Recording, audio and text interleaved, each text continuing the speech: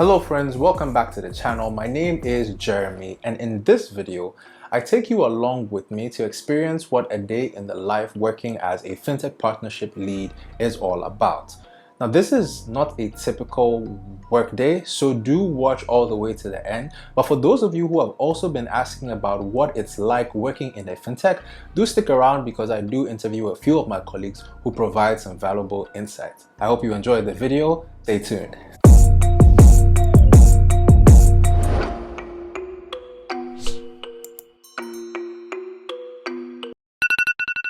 My day typically starts at 6 a.m. with my phone alarm going off. Most days I'll snooze about 5 times before actually getting out of bed, but today I'm on my best behavior. I sit for a while a little bit confused because the room is unfamiliar till I remember I'm working from Cape Town.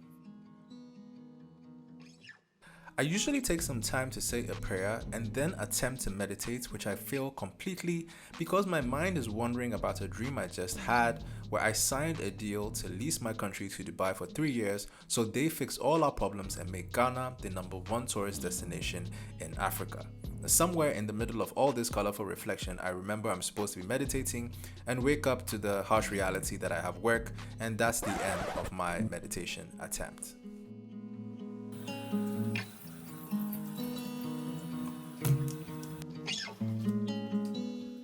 I typically work out in the mornings for 30 minutes to an hour, so I get ready to head for the gym. But first, I take a second to admire the beautiful waterfront view before checking quickly to see if I have any emails that came in overnight. Once I'm done with that, I head upstairs to get a quick workout in just to make sure I'm starting the day off correctly.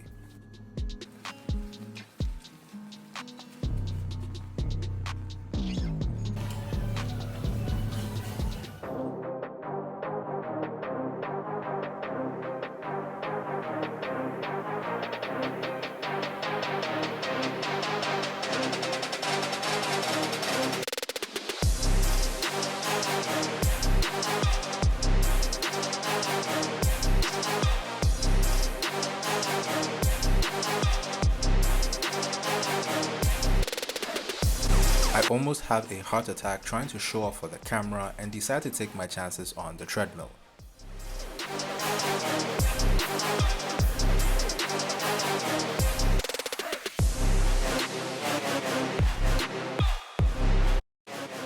After having another near-death experience on the treadmill, I decide that's enough of the fitness part of the morning and I head back to the room to take a shower and to get ready for work. I quickly head downstairs to grab some breakfast from the selection available in the lobby. I really need to eat fast because I'm already running late for work, so it's a fast and colorful meal for me before heading out to the office.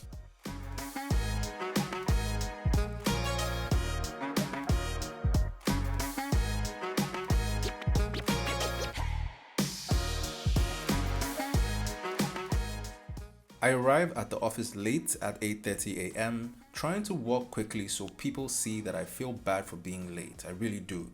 But all my colleagues seem to care about is the camera that's in my hand filming them.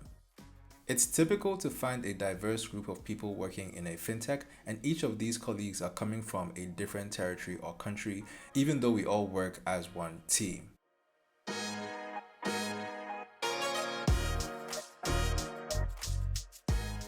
I then head over to find my boss, who most likely arrived before I did. I finally find her sitting in a pod, and she's probably wondering why this weird guy from Ghana is late to work with a camera in his hand filming her.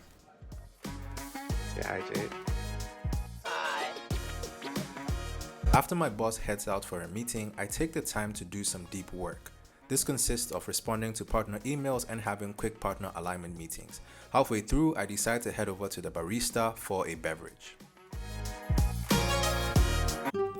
Now I must say that we have some of the best coffee ever served in a fintech office. 100% premium coffee beans, well roasted, softly grinded. It's the best coffee you can find anywhere. Unfortunately, I don't drink coffee, so I go make myself some tea.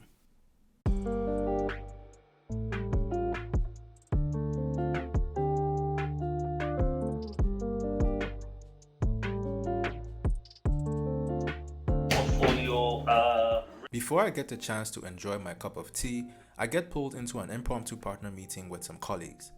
This is a normal occurrence working in a fintech because we are a cross-functional and collaborative team.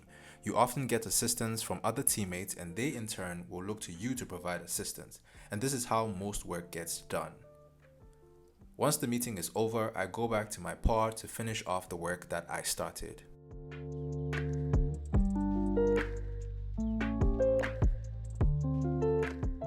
After that, I head back over to my boss's workstation for a team catch-up. Even though this isn't an official stand-up, we typically have informal team catch-ups to stay up to date on what's going on in each other's worlds. It's in this sharing of ideas and brainstorming for insights that we find the quickest ways to find solutions to burning problems and leverage the expertise and experience of other talented colleagues. After the others leave, I stay behind trying to be extra nice to my boss because salary reviews are around the corner. At 12 o'clock, I get invited out to lunch with our data and portfolio team.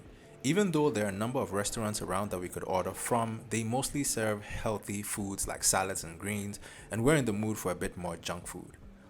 On our walk to lunch, we actually went through a movie set that was filming a chase, but I wasn't allowed to film there so you guys could see, but trust me, it looked epic.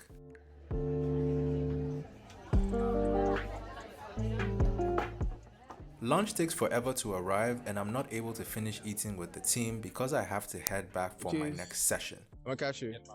I get back to the office and quickly finish putting together my slides for a team presentation.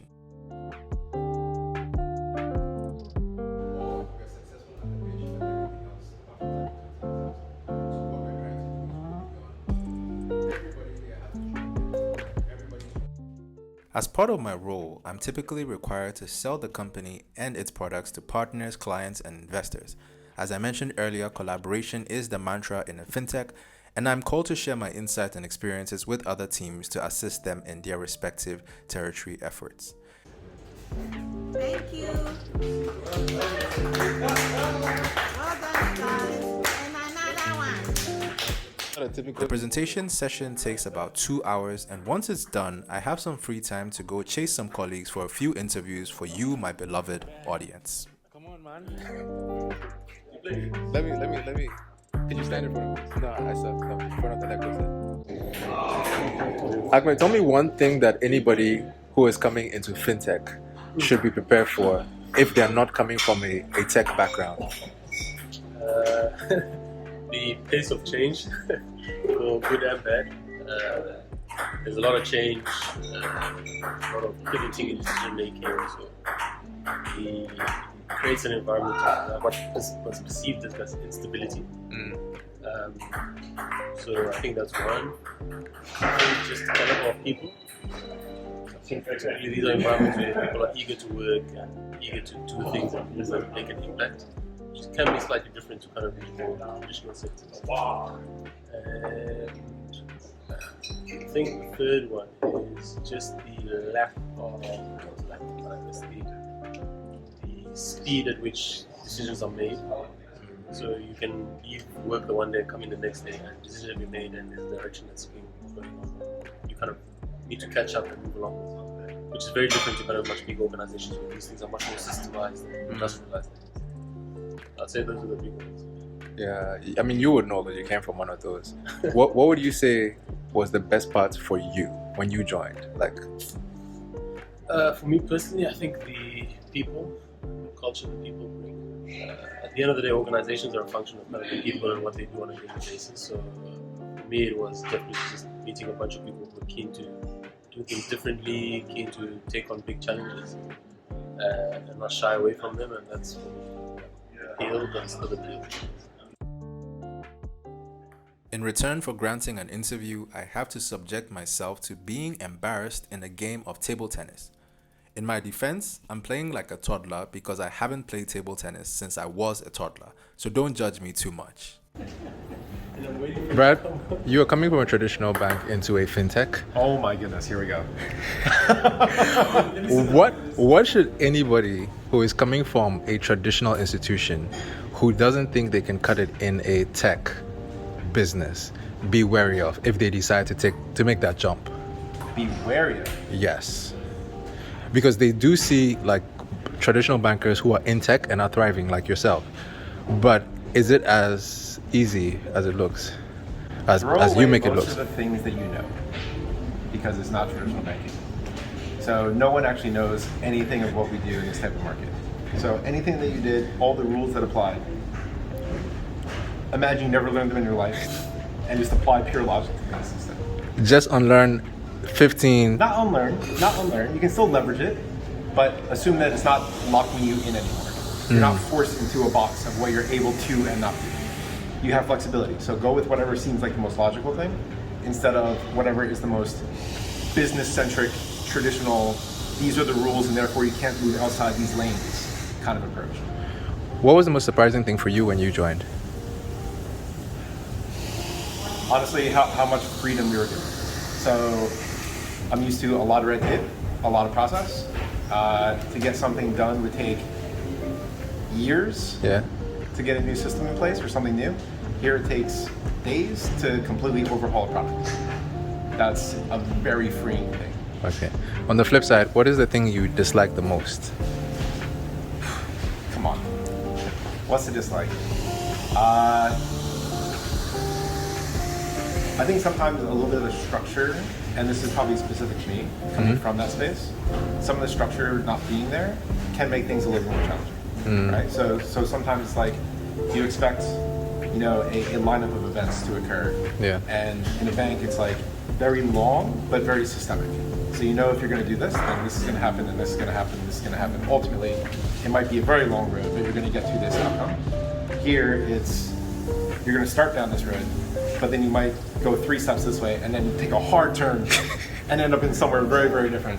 And occasionally it's frustrating, just because you had an expected outcome, and that's not where you landed. But usually that new outcome can be as good or better than what you tried to do. It's just not the way you necessarily wanted to get there in the first place. Right. I didn't have a job description when I came. Okay. I signed a blank contract. So you have to be flexible.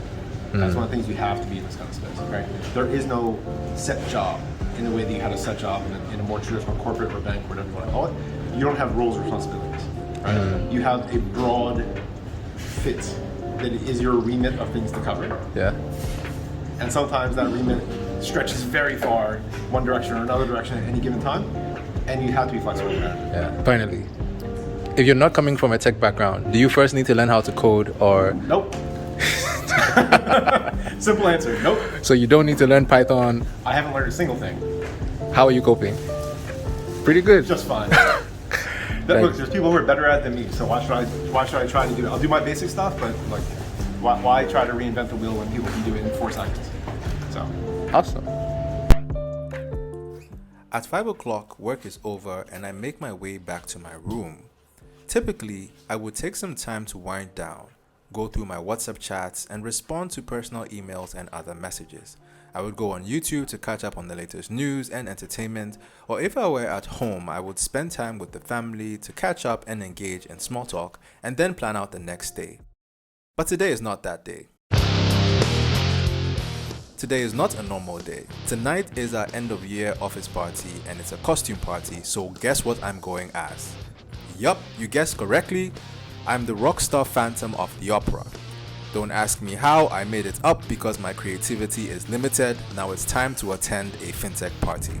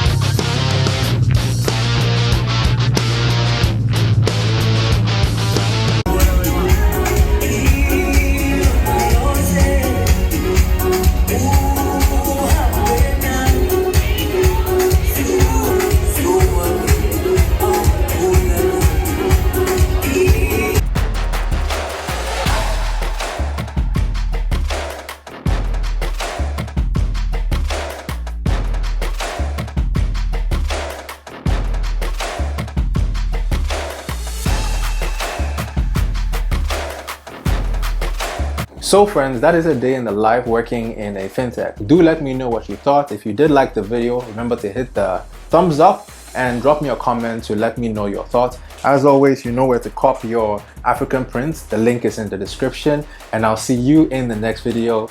Cheers, guys.